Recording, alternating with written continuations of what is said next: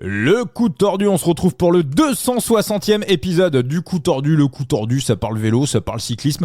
Le coup tordu, podcast des passionnés pour les passionnés. 260e épisode, on va se faire une petite preview et voilà, j'ai détecté quelques petits trucs, quelques petits pronos pour la première étape du Tour de Catalogne qui a lieu ce lundi 24 mars 2025. Alors je suis en solo, je vais pas revenir sur la preview de Milan-San Remo.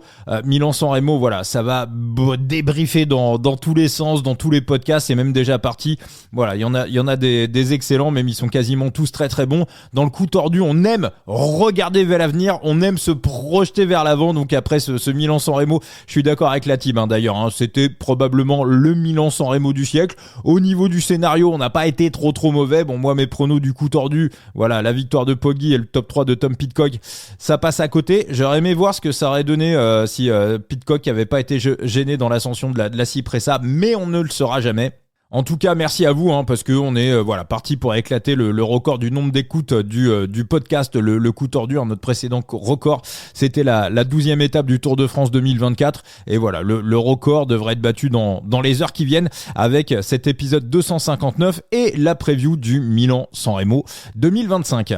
Donc les pronos pour la première étape du Tour de Catalogne 2025. Alors je vais pas non plus faire une preview générale ni vous donner de pronostics pour ce qu'on appelle des PLT pour le classement général du Tour de Catalogne. Je vais vous expliquer pourquoi. Déjà, bien évidemment, le message de prévention, et je le fais pas parce que c'est la loi. D'ailleurs, je sais même pas si en podcast on est obligé de le faire. Je pense que oui, je me suis jamais vraiment renseigné sur la chose, mais en tout cas, moi, c'est vraiment une notion à laquelle je crois.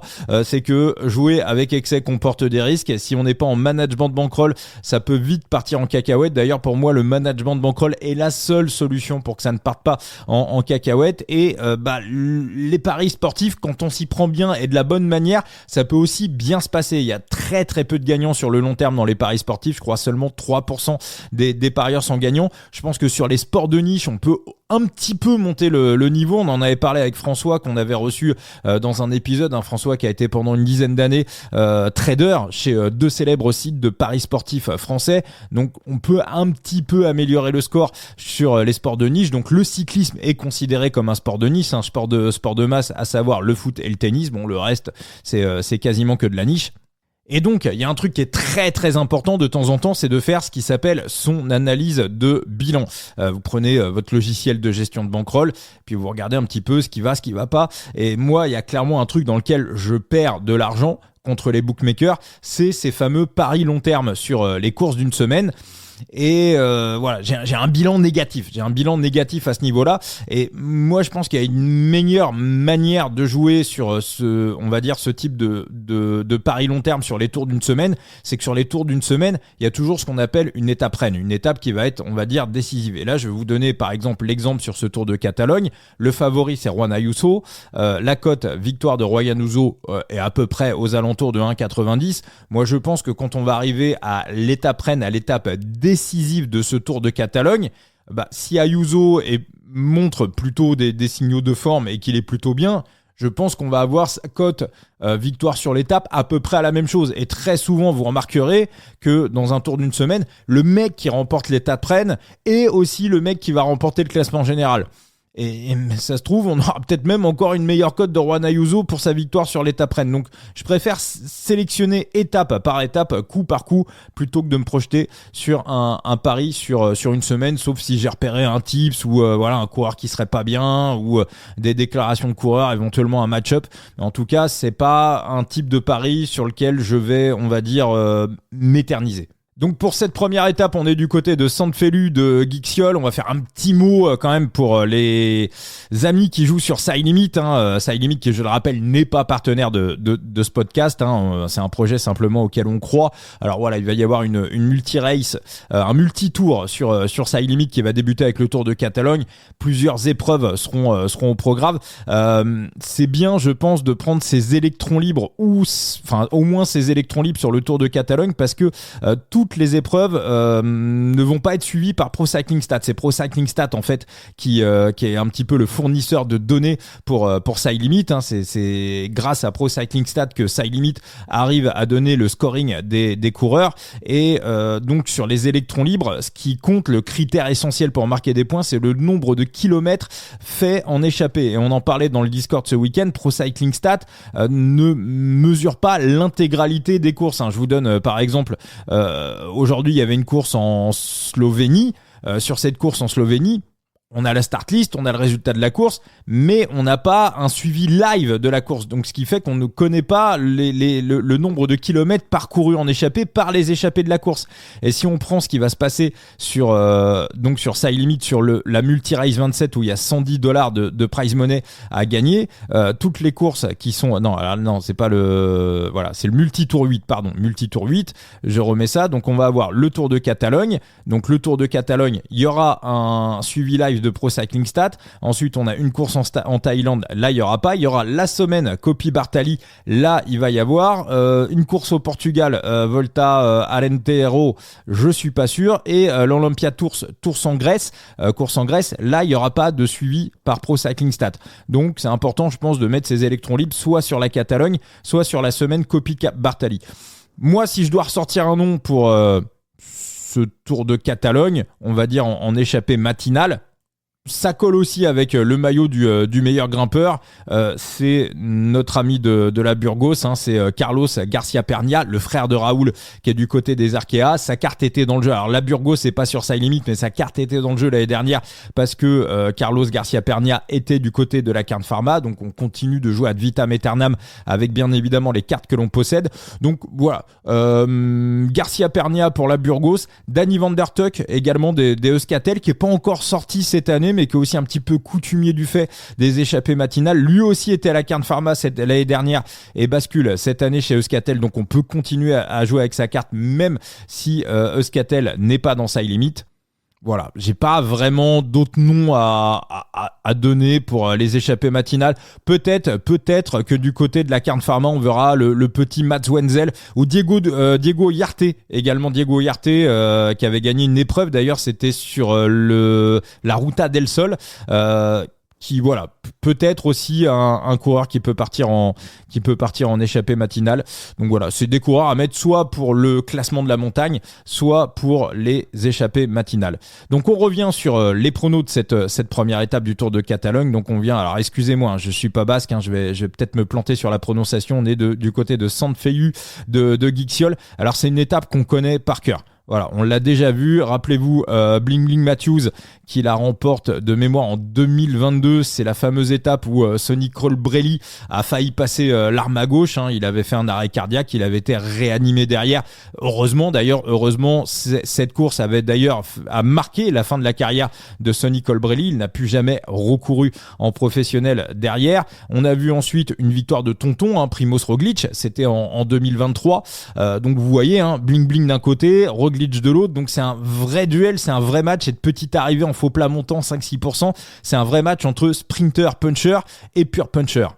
Et l'année dernière, vous vous rappelez le coup des Israël avec Nick Schulz qui arrive à prendre un temps d'avance sur Tadej Pogačar et qui réussit à le battre. Donc voilà, c'était Schulz devant Pogačar et Stephen Williams. Donc encore une fois, on a des profils plutôt puncher.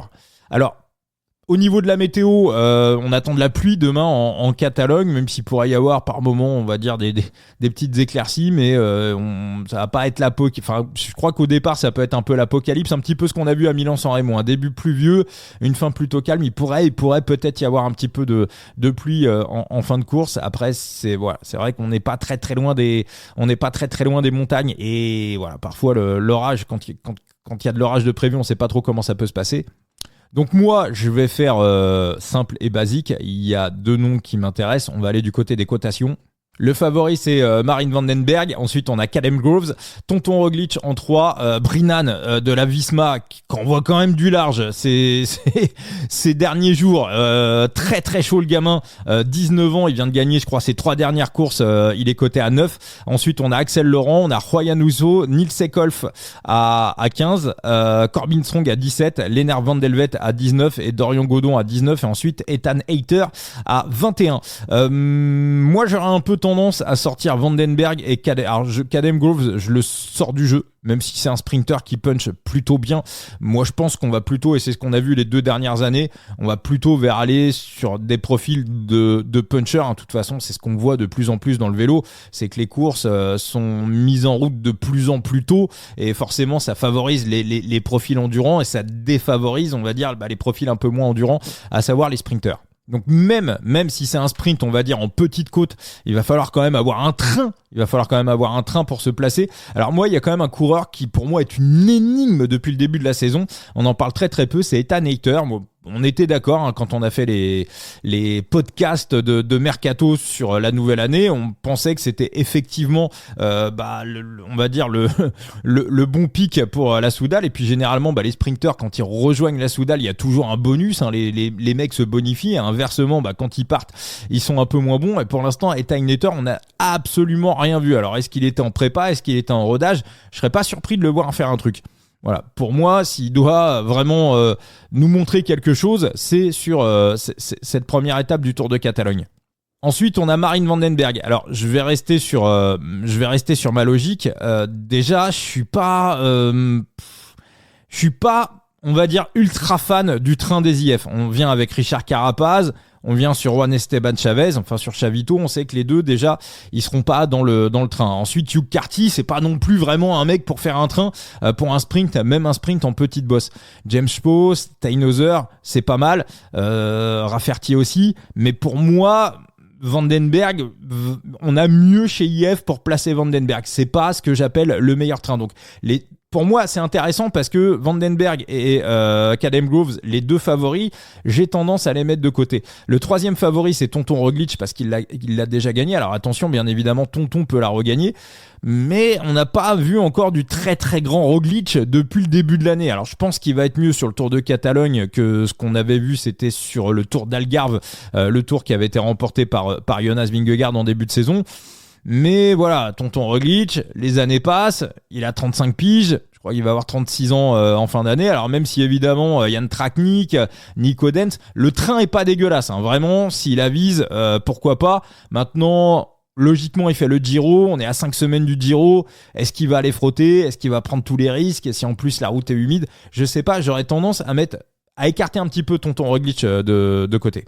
Non, moi je vais descendre un petit peu plus bas. Vraiment les 2 noms. Alors Juan Ayuso, c'est pareil, Juan Ayuso, il est coté 6e à 13. Je serais vraiment très surpris que Juan Ayuso, alors ils vont le placer devant bien évidemment, c'est souvent c'est devant qu'on évite les chutes. On l'a encore vu aujourd'hui sur la course à Cholet, sur le Cholet Aglo Tour. D'ailleurs très très belle course. Gros big up à Maël Guégan qui fait 7e.